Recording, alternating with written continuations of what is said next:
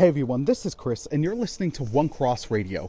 And first things first, before I get into the rest of the intro, I want to give a very special shout out and wish my brother from the same mother, my actual brother, Dave, a happy birthday. Dave, this is dropping on your birthday, and I would be remiss if I didn't shout you out on the podcast.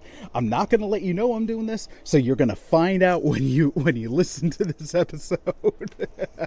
but happy birthday, dude. And listener, I've only done one episode of the podcast with Dave. We've just never been able to make it work with doing another one. A couple of years ago, we did a Star Trek episode that was a lot of fun. At some point, we will be doing a Star Wars one. We're going to make it happen, dude. We just haven't been able to get to it yet. But I would be remiss if I did not shout out your birthday on your actual birthday. So, happy birthday. And now, on to the rest of the intro. So, everyone, as you might hear, I'm outside. It's because we are getting some work done on the house. Last year, there was some wind and snowstorms, and unfortunately, the house took some damage. So Jill and I are finally getting everything set. Praise be to God. I can't wait for the house to be back to normal. So, because of that, I actually wasn't able to record a new episode this week. So I reached out to some friends of mine, the always awesome Dallas and Celeste from Geek Devotions. Terrific people and a very terrific ministry. They've got the excellent podcast CommTalk. They stream. They've got their website.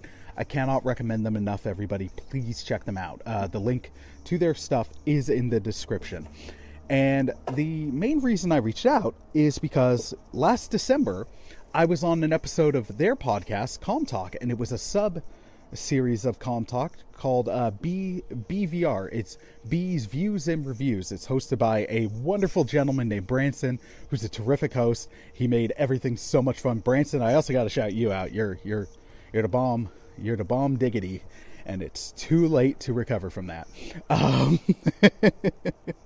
And I was on that episode with the equally always awesome Eric Anderson from Nerd Chapel. Eric is an awesome dude. His ministry is fantastic, and I got to be on his Instagram live shows when he was doing them. And we will have Eric on One Cross Radio quite soon, actually. We're just ironing out the date and everything. So I'm looking forward to getting that episode out to you guys and getting Eric on the show, because he's an awesome cat and a terrific ministry, and I can't wait. And in that episode, we were talking about the Devotional, the third part of a series that Eric does with friend of the podcast, frequent guest of the podcast, and patron, Nathan Marchand. You'll know Nathan from Monster Island Film Vault and his new spin-off podcasts, Henshin Men and The Power Trip. All three are excellent shows, and Nathan's just all around an awesome dude. And I was invited to contribute to the third part of that series, A Fantastic 42, A Fellowship Facing Doom with Hope. And on this episode that you're about to listen to, we were actually discussing with Branson some of the behind the scenes stuff, like which chapters we were writing and which characters spoke to us and why we went with those. And we also share some of our other favorite chapters by other writers, including Bex from Redeemed Otaku. And it's just a delightful episode. We had a lot of fun, so I really hope you enjoy this, and I think you will. And thank you again so much to Dallas and Celeste for allowing me to share this as an episode of my show. I appreciate it greatly. Listener, you can find all the links to the various things in the description, including a link where you can pick up Fantastic 42, A Fellowship Facing Doom with Hope. It's not just because I'm a part of it. I highly recommend this devotional. It's a great one, and it was a blast to be a part of. And I'm also going to randomly shout out before we start, of course, our friends at Cardboard Koinonia, my good friend Hector the Awesome from Faith and Fandom. Always want to shout him out. And just all the places, all the things. I love you guys. Thank you so much for your prayers. Hope you enjoyed this episode, and we'll be back with another episode in just a couple weeks. And that one will be brand new. Hope you enjoy. Take care. We're talking with Eric Anderson and Chris Cooke from Nerd Chapel about the Fantastic 42. Rogue signal intercepted. Signal designation B's, views and reviews. Signal host Branson Boykin. Initiating CommTalk. Hey guys, welcome to B's Views and Reviews, the podcast that promotes faith-based, family-friendly comics and the creators that make them, brought to you by Geek Devotions, a show by devoted geeks devoted to letting you know that you are loved. I'm B, and today we'll be taking some time to talk to Eric Anderson and Chris Cooke from Nerd Chapel to discuss their latest book, The Fantastic 42, A Fellowship Facing Doom with Hope. Welcome to the show, guys. So glad to have y'all here today. Thanks so much. Yeah, thank you for having us. I'm excited for this. Yeah, man. All right. So for people who are listening who may not know, can you tell us a little bit about what Nerd Chapel actually is? Sure. About in the year 2010, I was finishing up, early on in the year, I was finishing up a discipleship school with Youth with a Mission and praying about what was in my future, as all of us were at that point. And as I was praying, God said, you're a fan of science fiction, superheroes, you love board gaming. There's a whole culture around that. Why aren't you going to them? So that, after a couple of years of just hosting game nights and just looking to see how to do this, eventually God said, I gave you a teaching gift. Why aren't you using it? And so I'm like, well, I'm a nerd. This is for Jesus. I'll just call it Nerd Chapel. And I started with a blog and a few YouTube videos. And it was just my way to try and bridge that gap between nerd culture and the Christian community and say, you know, let's take this and let's be a gentler, graceful, and just a better example of Jesus to the nerd world when they're just used to people yelling and screaming at them. Yeah. Wow. So awesome. that's the goal for Nerd Chapel. It includes, you know, going to conventions and tabling at them, which is what one of the things that the books do is it allows me to approach things as a creator and say, hey, I am a follower of Jesus and I like a lot of the hobbies that you do. And here's some books where I write about both of them with my friends. You know, that's amazing because as you're describing that to me, I'm hearing the exact beginning of Geek Devotions. When Dallas was getting Geek Devotions started, he was saying some of the same things and sharing with me some of the same ideas. It's amazing how similar those stories are. That's really encouraging to hear. And you've been doing this since 2010, you said? Well, 2010 is when I felt the call. The actual entity of Nerd Chapel started in 2013. For a few years, I was just hosting game nights at my house and having people come over and play games. And I did have one or two times when we had some significant conversations. During that time, we had a time when someone who was unchurched came and she felt like there was some sort of a spirit or a presence right next to her at the table. And that opened up a chance for us to talk about God and talk about Jesus. Wow. And I don't know where she is, but I was able to help her with one or two of her blocks that were in between her and Jesus at that moment. Oh, that's awesome. That's amazing. That's awesome. And so, yeah, I just said, okay, I've got a teaching gift. Let's just see how I can make this work. Great. Now, Chris, is the Fantastic 42 your first thing that you've done with Nerd Chapel, or have you done other stuff with them, or when did you come into Nerd Chapel? So Eric and I kind of became, I guess, aware of each other through our mutual friend, Nathan Marchand from Monster Island Film Vault. And then also Eric and I occupy a lot of similar online spaces being Christian geeks.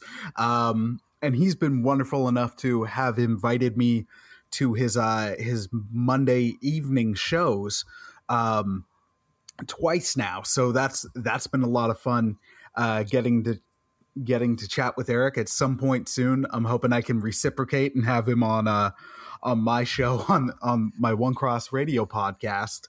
That would be cool. Yeah, dude, we're gonna make it happen. I am so sorry that I haven't made it happen yet. In terms of writing with, this was my first involvement writing with Nerd Chapel. The only other writing opportunity I've been blessed with was through Faith and Fandom Volume 7 with my friend and yours, Hector Mirai. But this was a very different and exciting challenge because Fantastic 42 is almost an entire it's a Christian geek devotional, so it's got that in common, but in a way it's its own wonderful beast. And it was a fantastic beast to find. Not so much like those 2 movies and apparently 5 more, but you know. Nice. Right. All right, well, let's talk about Fantastic 42 then. Tell us, you said it's a geek themed devotional. Yes. And what led to y'all making it? Like, what is it? I gotta ask, is 42 a reference to the answer to life, the universe, and everything, or? Yes, it is. Yep. When we were working on the first one, my buddy Nate and I were looking for some ideas. I put up a post in a Facebook group, a Christian Nerd Facebook group at the time, and someone said, well, why don't you just make it 42 days and call it 42? And Nate fell in love with the idea immediately. I had to wrap my head around it at first, just because as someone who has a Bible degree, I was focused more on the concept of a 40-day devotional. Right. Yep. Yeah. But after I got my head out of that and realized, oh, this is just, a similar connection or a similar communication, just tweaking it to fit the crowd. And what does the fantastic part come into? Like, what makes it the Fantastic 42 as opposed to the Awesome 42 or the Amazing 42 or the Incredible 42? For this one, this was our first time really inviting more than just me and Nathan to write for it. And so it's fantastic because we have some viewpoints and insights that we wouldn't have gotten if it was just Nathan and I doing the whole thing. What separates this one from the other 2 books is that the other 2 books are a bit more of a curriculum style. So I said, okay, here's what we're going to do. So for the first one, I said, we're going to talk about Jesus for a few days and really focus on who he is. Then we're going to ask, what does this mean for me, and work on that for a while, and then move into asking, what does this mean for us as a group? So there is a bit of a curriculum aspect to it. Whereas with this one, with the Fantastic 42, I said, you know what? Let's have our wonderful writers pick characters that they already really care about and start with that and look for the biblical themes and the biblical connections in characters that they already care about. Oh, cool.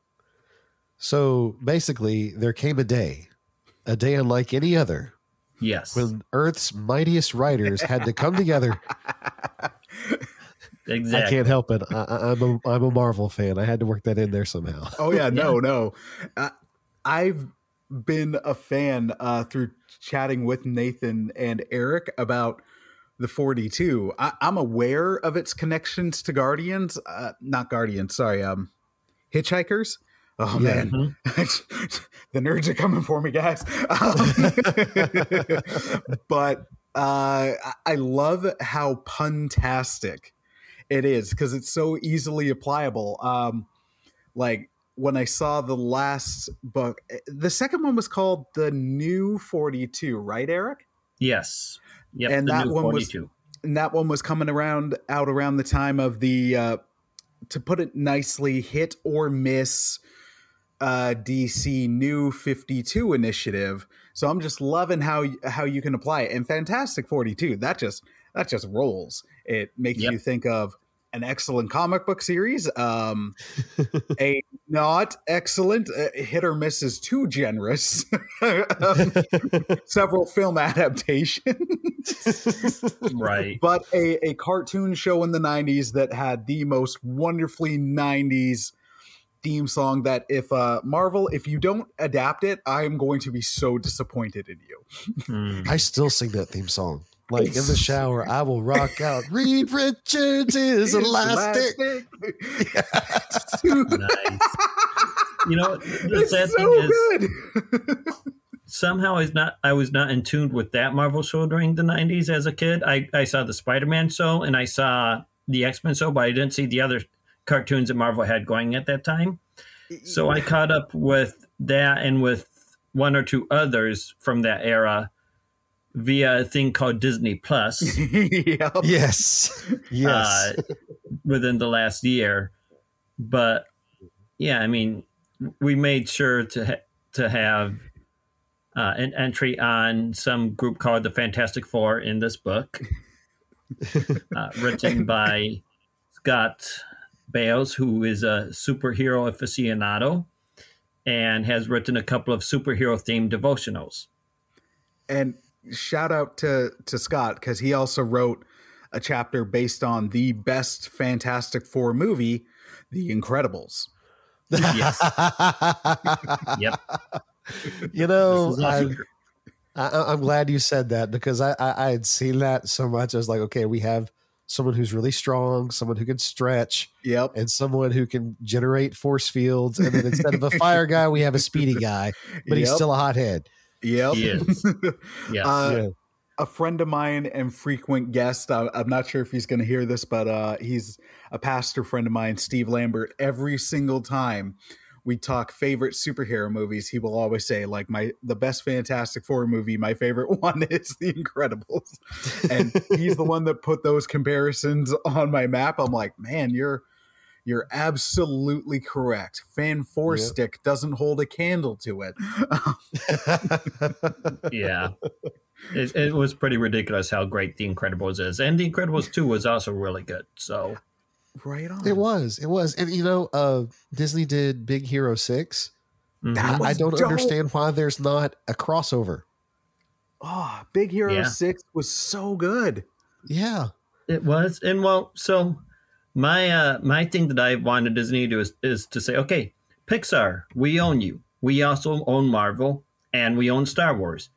You are now going to do an animated crossover of Star Wars and Marvel just so people can have fun with it. Oh my gosh. I feel like we kind of get those through those. Do you guys ever watch the Lego movies, like the Lego Star Wars Christmas special? I've seen a little bit of them. A couple Lego, of them, yeah. Lego Marvel Superheroes Maximum Overload or whatever. They're definitely aimed for kids, but I swear they have some of the most intense fan writers, because there's so many deep cut references that kids aren't going to understand. I'm just like, man, these guys are awesome. Can we get them writing the big movies? Like, if we could get the writers from the Lego Batman movie on like a live action show or movie, this nerd renaissance that's been going on for a while would get next level. I feel that way about the superhero squad show where all the heroes are like little miniature versions of themselves. Like I get that's geared for kids, but there's so much fandom in that, and it is so funny. I forget how long I was laughing when I was watching the Incredible Hulk answer a phone call. Like, it should not be this funny, but my 3-year-old, he was 3 at the time, is sitting next to me laughing. Why am I laughing harder than he is? This is not right. But, you know. My wife and I, on a whim, went and saw Teen Titans Go to the movies. Neither of us were huge fans of Teen Titans Go, but we're like, all right, we got nothing to do this afternoon. This could be fun. And I think we laughed the hardest of everyone in the theater. And of course, it was a bunch of kids, but there were so many deep cut jokes or stuff where you're like, wow, that went dark. They murdered somebody, and they're like, let's get out of here before the cops show up. We're just like, oh my gosh, what is this movie? Yeah. My brother's church has me come and do Superhero Sunday and give the message for Superhero Sunday once a year. And so this year I referenced that film as part of the message. Yes. Oh, wow. Because I That's was, so cool. talking about what happens when we try to be the hero instead of choosing to be the sidekick to God as the hero. Right. And Ooh, that's a good one. reflected on how they wanted to be the big heroes and get their movie. So they went back in the past and even did some things that might seem like good things, like saving Bruce Wayne's parents and saving Krypton. Oh, wow. But they did it so that those people would not become the heroes that they are, so that they could take their roles. And when they got back, well, life really wasn't very good without those other heroes. So they went back in time and pushed Bruce's parents into Crime Alley knowing they would die. Oh, my gosh. Yeah, so just to make this clear, the faith-based, family-friendly podcast is not endorsing Teen Titans Go. Nope. It's just a very funny movie. Oh, goodness. Sorry. No, it's good. Well, that touches a little bit on one of the questions I wanted to ask. What fandoms do you use in Fantastic 42? Like you mentioned, there's some superhero fandoms in there. What can we to someone who reads it? What for people who have different fandoms and different geekdoms? What's in there for them? There is a lot. So if you look at within the first 7 entries, you've got my first entry is based on the 1951 sci-fi movie The Day the Earth Stood Still. Then you move to one of the Star Wars films, to Rogue One. Oh. And we just move all over throughout that. We've got Dr. Jekyll and Mr. Hyde. Yep, got Dr. Jekyll and Mr. Hyde right within the first 7. Yep. Sailor Moon. Just a huge variety. We've got mythology in there with King Arthur and Medusa. My buddy Darren Ball brought in Darkwing Duck. Oh, and Be Still My Heart. Yes. He also brought in, loved that show. Every book so far has had a Princess Bride connection, but he did a Princess Bride connection based on the book, not the movie. Very nice. Darren Ball did. So we've got those. We've got a couple of anime connections. Yep. Nick did one based on one of the Studio Ghibli movies. Oh, okay, great. And Nick Hayden also included a wonderful take on an old, very obscure video game where you're just a man responding to a narrator, as well as to one of the most popular games of the 90s that I didn't know about at the time, Myst. Okay. So, yeah, we've got video games. We've got tabletop gaming in a sense because we've got one based on a character from Sentinels of the Multiverse, which is a popular cooperative superhero card game. And we've got several entries connected with that have characters that also appear in the board game Unmatched. And that's where we get some of our mythology connections from.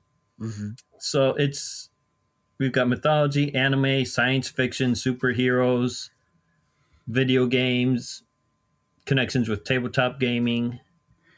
Bex from Redeemed Otaku did a chapter on Jurassic Park, which is wonderful. Oh, cool. Yeah. Cool. Chris, what did you write about specifically? So I did a couple entries. Most 3 of mine were superhero based.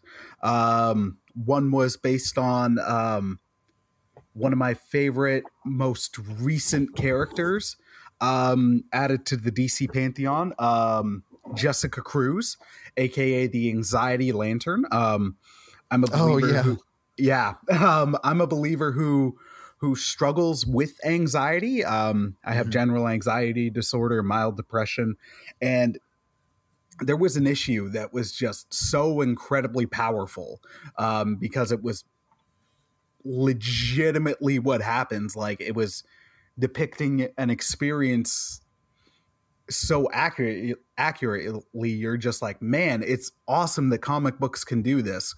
We're looking at characters who are like, I'm fighting space aliens, and like, I just saved Superman, but some bumbler ran up and I'm terrified. I can't do anything.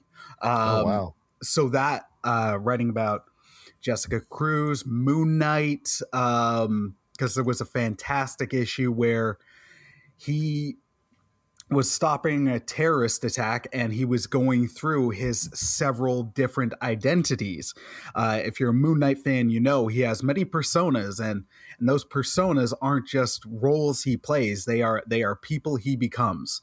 Right. So I was looking at that, like the title of the chapter is Face the Day Like Moon Knight, because in that issue, he was shifting to the person that needed to accomplish that goal. So it's look at what your day is going to be and then face it like Moon Knight would.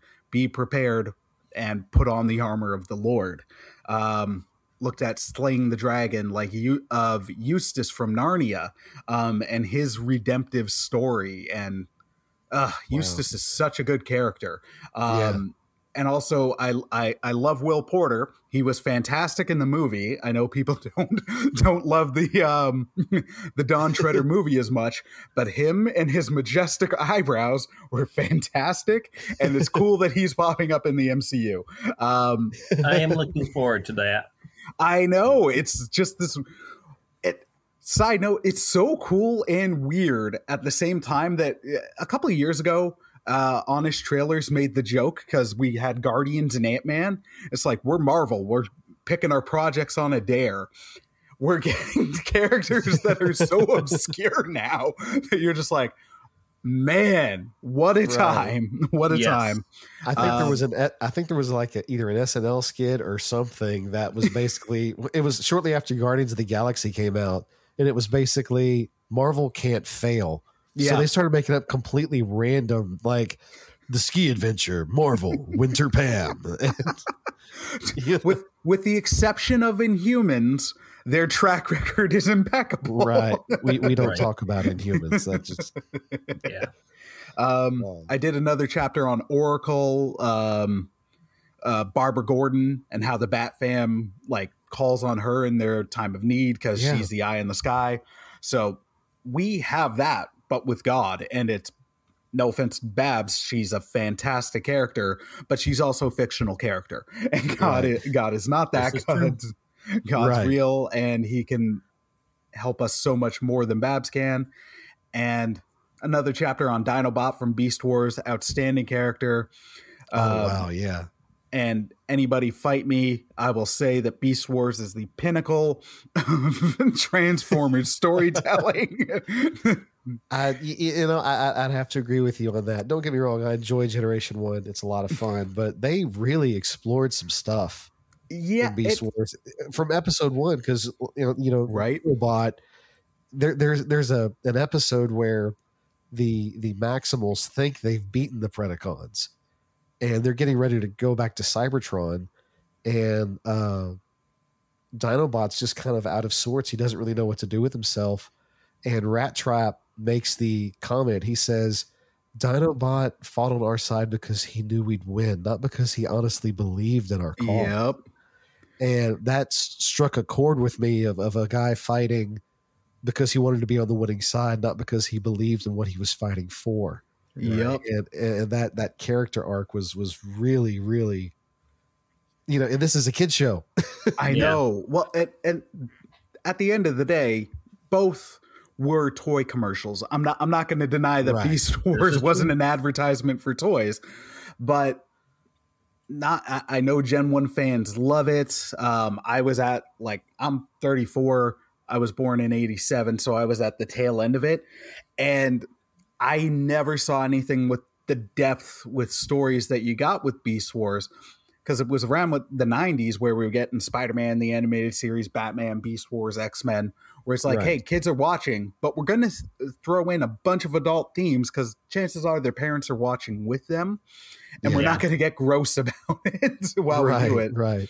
And Dinobot's journey of, like, being the bad guy, going good, then going bad, and then going good, and in the end sacrificing himself to save others.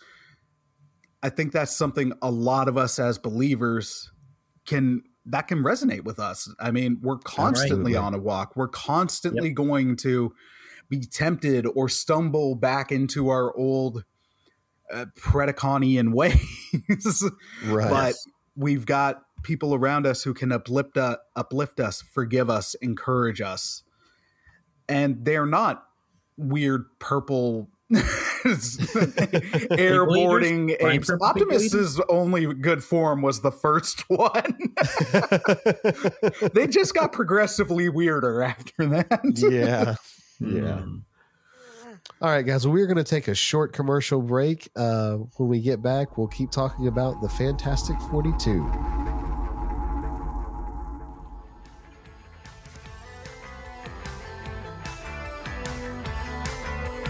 Welcome, adventurers! Are you looking for an actual play podcast without profanity? Or maybe one that even Grandma can love? Well, you're in luck.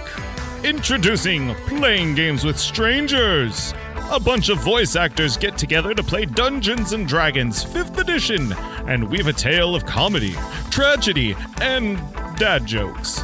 And, on the plus side, the whole family can listen. Subscribe to the show at playinggameswithstrangers.com. New episodes release every Monday at 6 a.m. Eastern Standard Time.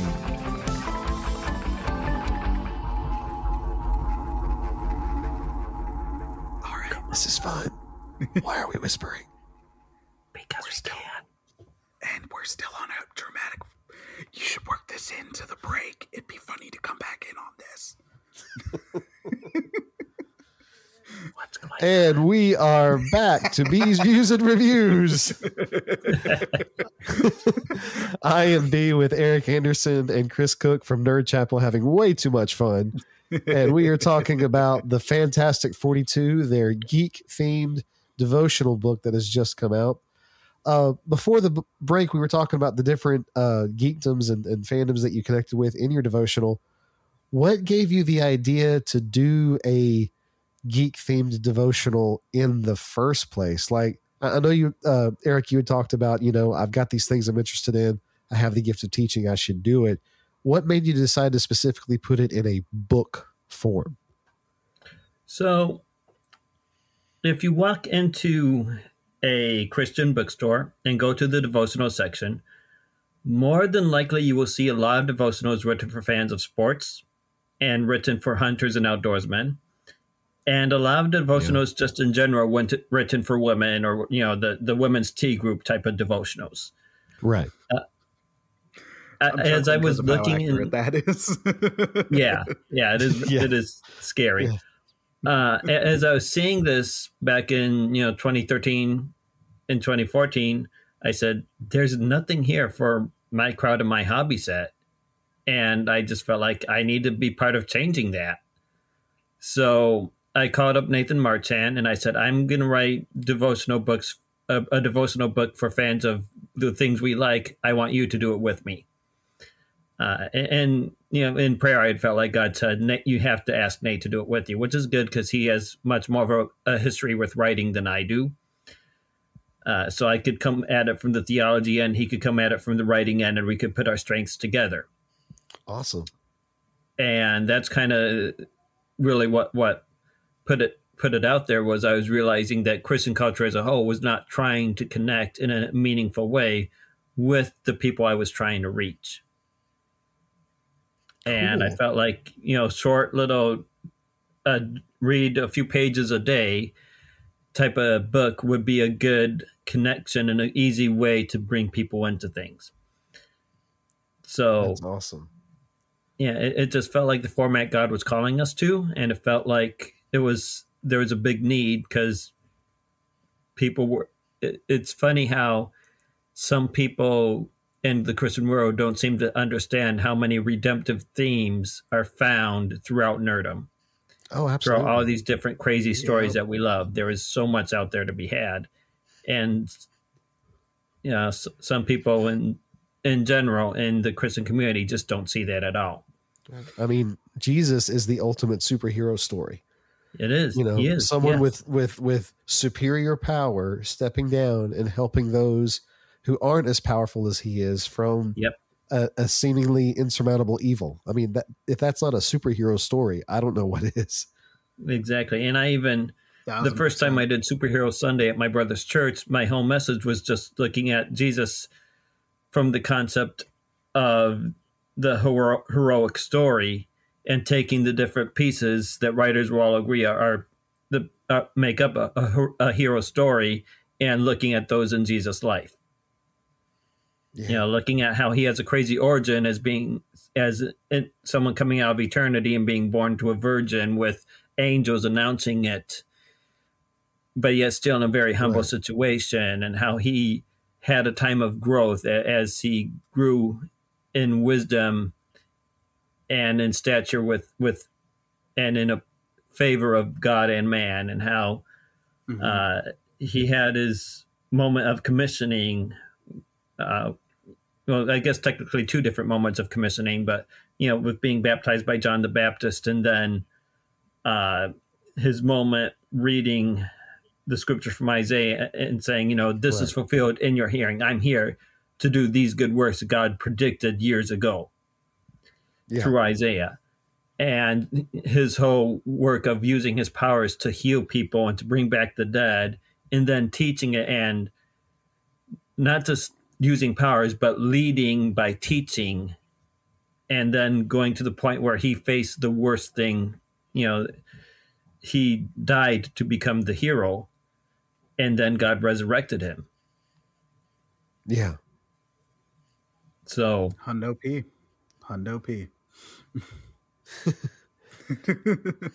I'm sorry. What did you say? I missed that.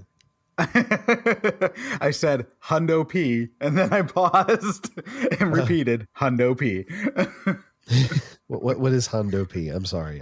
It's a fun way of saying 100%. Okay. All right. I've never heard that. Yeah. Sorry. Okay, good.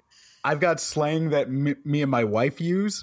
A buddy of mine, Hal, said if I ever started like my own business, he's like, I'd have to write a handbook for your employees about what certain things you say mean, because they're just going to be like, what words are these? Honestly, I thought it was something that younger kids were saying nowadays, because my oldest son, he's really into gaming and into Minecraft, and he watches a lot of YouTubers who stream their gameplay and talk about how to use different mods and things like that. Right. And he will use vocabulary that I'm like, I can tell from context clues what you're saying, but I've never said it that way before. And, Right. So if you ever want to feel old, that is a way to do it. So Chris, I just assumed it was going to be another one of those situations. Oh yeah. No. This is purely just something my wife and I say to each other to make each other laugh. We could call it a cookism. He and his wife are secretly creating a new language. Well, the other thing you could do to mess with people is do what Daryl did with Michael on The Office, where he teaches them slang terms that aren't really slang terms. Dink and flicka, go a Mach 5, fleece it out. Oh, The Office is so good. Yeah. It is. Alrighty. What else does Nerd Chapel have besides the devotional book? Now, I know this is the third devotional book that you've put out. Right. What else do you do outside of these books? Like, where else can we find Nerd Chapel doing things? So a big part of it there's a few things. One is I host a monthly game day, a tabletop game day at my church where we just play a bunch of games. We get out board games, we play them. I'll have the Nerd Chapel banner there. It's part of Nerd Chapel, but it's the local face-to-face connection opportunity. Wow, that's awesome. Another thing is, as I mentioned, I go to a lot of Comic Cons and anime cons and tabletop gaming cons. And when quite often I will get a table in Artist Alley with the artist and the other writers. And I'm just there representing Jesus by saying, hey, I'm a Christian. I follow Jesus and I like a lot of the same things you do. So there's that aspect of being a physical ministry at a convention. From time to time, I have opportunities to do a chapel service at a convention. Oh, wow. There's a gaming convention in Grand Rapids, Michigan called GrandCon that I've been doing a chapel at for a number of years. They just provide me with the space and make it part of the official event listing. That's awesome. You know, I've had 30 to 40 people most of those years for it. And in fact, it's really built up quite a community within that convention where a lot of us all know each other and are always looking forward to seeing each other at the con. But yet it's not this weird, creepy bubble thing that so many Christian communities have. Right. It's, hey, Darren's running a game over at this time. Are you going to go to that game? Or, hey, let's go stop by the table where Eric is and say hi. Or, right. It's not so much a bubbly, let's just all hide in the corner. It's, hey, we're all involved and let's make sure we spend a few minutes together in the middle of our just simply doing what we do with playing games. Right. So there's those rare opportunities, but the primary things are those. There are internet things I do as well. I've got a website where I do a blog every now and then. I've done some YouTube videos. I've got, some of the normal social media that people have. But the things that really are the big focus of Nerd Chapel would be going to conventions and being a representation for Jesus at conventions and just hosting game nights. That's actually a beautiful thing. I remember a convention we had here in my hometown of Shreveport. There was a church who had a booth at the Comic-Con, which at first I thought was, oh, that's awesome. And you could tell their heart was in the right place, but they didn't really understand where they were. Sure. They didn't, they had a really good place to take a picture, but that was about as far as the conversation could go, So to have believers with a missional heart, believers who want to share the gospel of Jesus Christ, but they actually are involved in these geekdoms and fandoms. They can have intelligent conversations about Marvel or Star Wars or Doctor Who or something like that. And then say, and by the way, I'm a huge fan of Jesus too. I think that's important because it allows us to connect with people who may not be Christian on a level that we can build some common ground. And it's not, we're going to sit here and look at each other awkwardly. And, I want to talk to you about Jesus, but we have nothing else in common, Yeah. Right. Yeah. And so it's that bridge building atmosphere of, we're going to come in as people who are part of both of these communities and just be part of the community. Right. And at the same time admit, yes, we're Christians. We love Jesus. We're here to talk about Jesus, but we also like the same things you like. And we have a lot of fun talking about those things as well. Right. Right. Well, it's like the time and space for doing this is absolutely wonderful now. We're beyond the point where a lot of the things that all three of us are into would have been linked with, I was almost going to say 20 years ago, but 20 years ago was 2000, and let's not. Yeah, that's right. 30 years is not the 70s anymore. Yep. So when I think 20 years ago, I think the 80s, but even into the early 90s, how much of this stuff was either looked at as like, oh, that's children's stuff, so there was a bit of shame with it. And then within Christian circles, it was a bit of still left over from the satanic panic. Right. But now it's like we're at the point where we can be open and real about, hey, no, we genuinely enjoy this.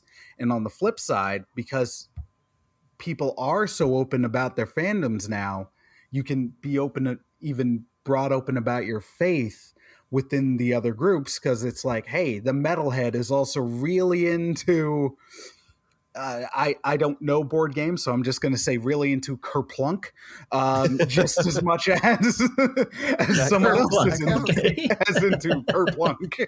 Like the avenue is there now, and it's truly a mission field that you don't have to be like, I got to learn a lot, because we already know this.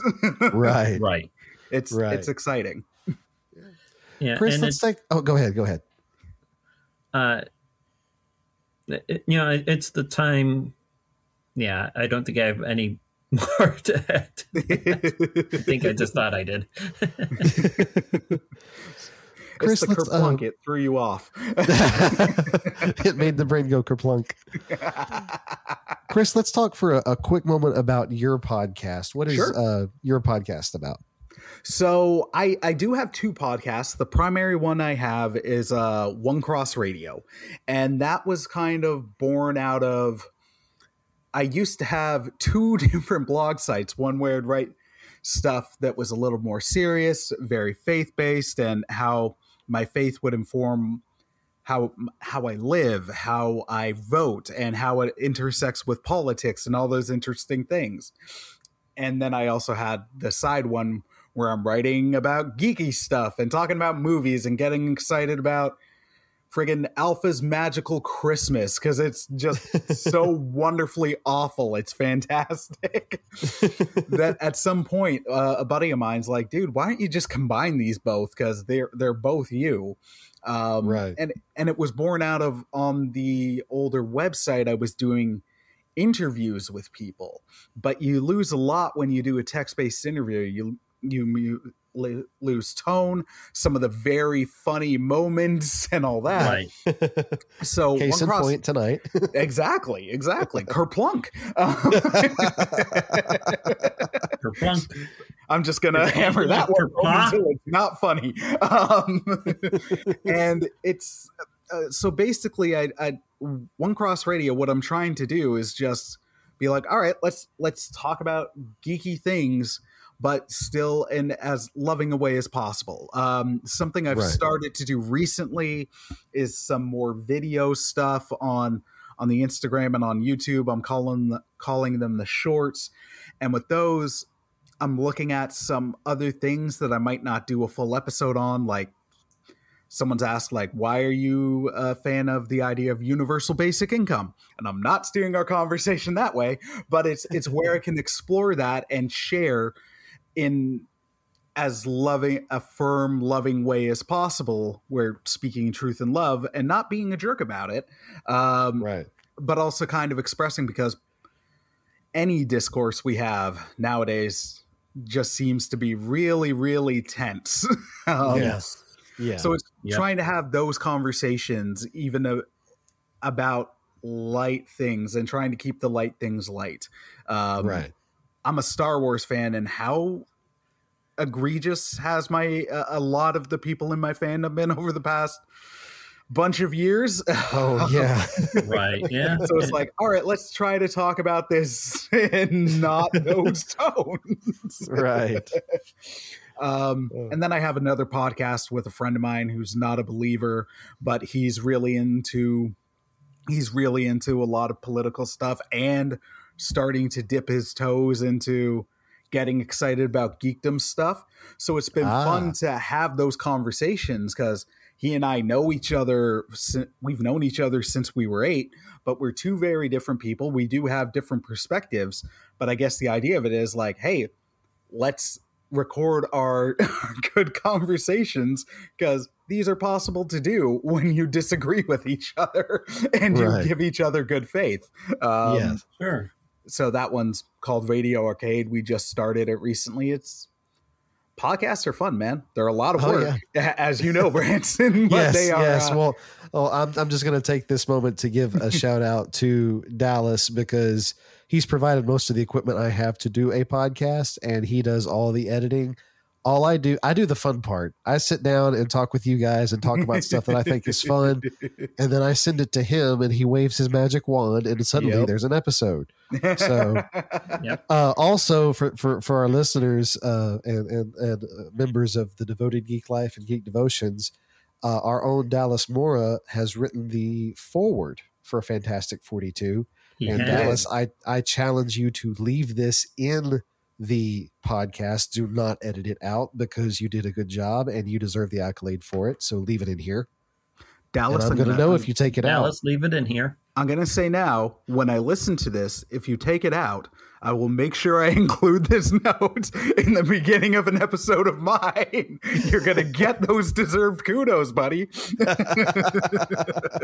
We will find ways. We know people. All right. Well, for people who want to get a copy of the Fantastic 42, where can they go to get it? So, if you're in the area I happen to be in, I live in Michigan, you can probably find me at a convention, one of the localized conventions.